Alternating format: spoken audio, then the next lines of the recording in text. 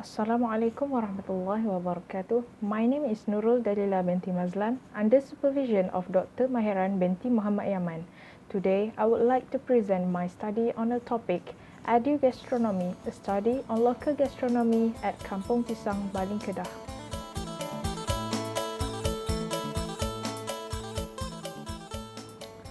This study will be divided into 6 sections, which are background, document analysis, aim and objectives, methodology, findings and results, and lastly, conclusion.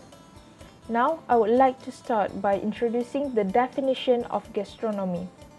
According to a book called Gastronomy as a Science in the Tourism and Hospitality Industry, there are 2 meanings of gastronomy, which are gastronomy is a study on art and science of healthful eating or an enjoyment of good food and tasty beverage with good company.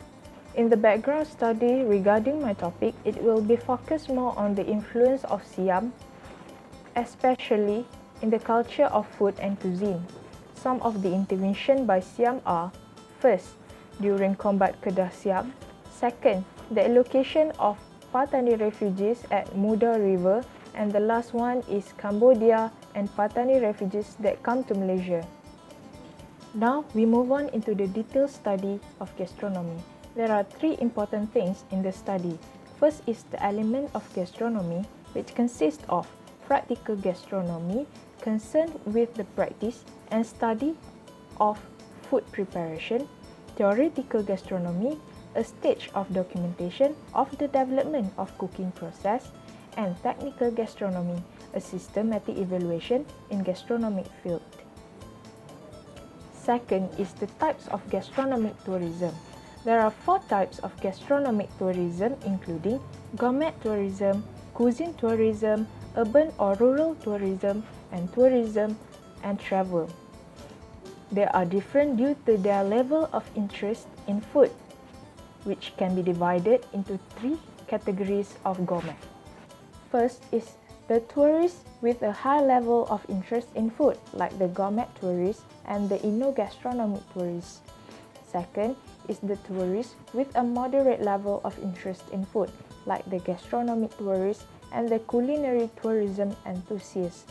And the last one is a tourist with a low level of interest in food, like the leisure tourists and the tourists interested exclusively in tourism.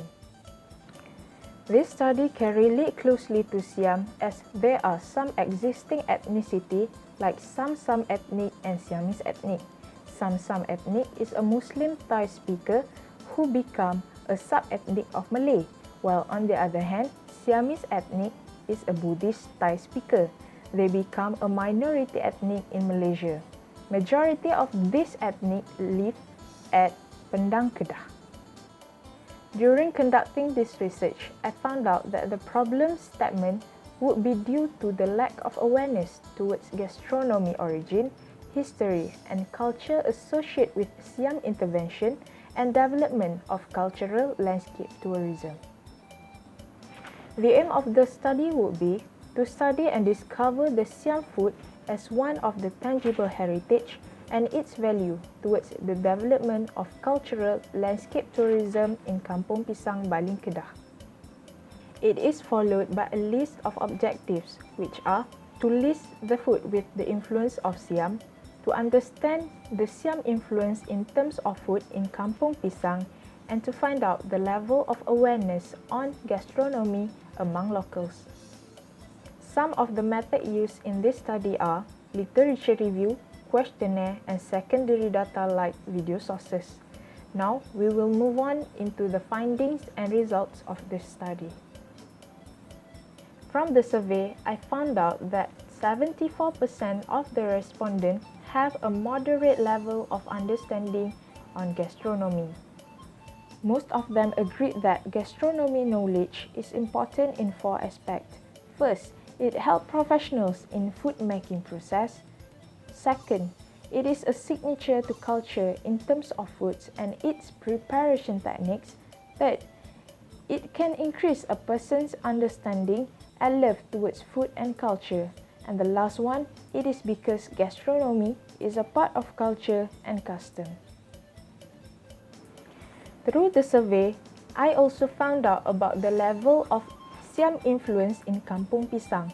63% of the respondents admit that they have a moderate awareness towards the existence of Samsam and Siamese ethnic, and 58% of them state that they rarely meet or have a contact with both ethnics.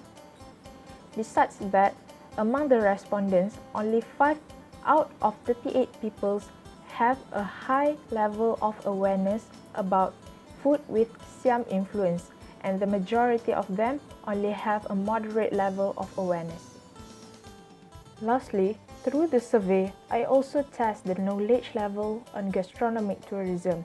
Only 13% of the respondents have a high level of knowledge regarding this idea. Among the respondents, most of them prefer to go for a cuisine types of gastronomic tourism. Furthermore, most of the respondents agreed that Kampung Pisang have a potential to develop gastronomic tourism in Malaysia by introducing the existing natural resources at the area or by introducing local food that can represent culture of the area. From the research, I can make several recommendations in order to improve the local cultural landscape tourism. First, by doing research on culture and custom of local in food preparation. Second, by introducing the popular natural resources from the area. Third, by spreading the awareness about the existence of unique local food at the area. And number 4, detail out the most suitable system in promoting the local. In a conclusion, this study have achieved all the aim and the objectives of this topic with clearer understanding and action toward the development of cultural landscape tourism at the area. Even though gastronomic tourism in Kampung Pisang is not an ideal approach to promote cultural landscape tourism, the demand on this tourism sector is viewed in a positive way, which could give hope for a better future. That's all from me, Nuruldalila binti Mazlan. Thank you for your attention.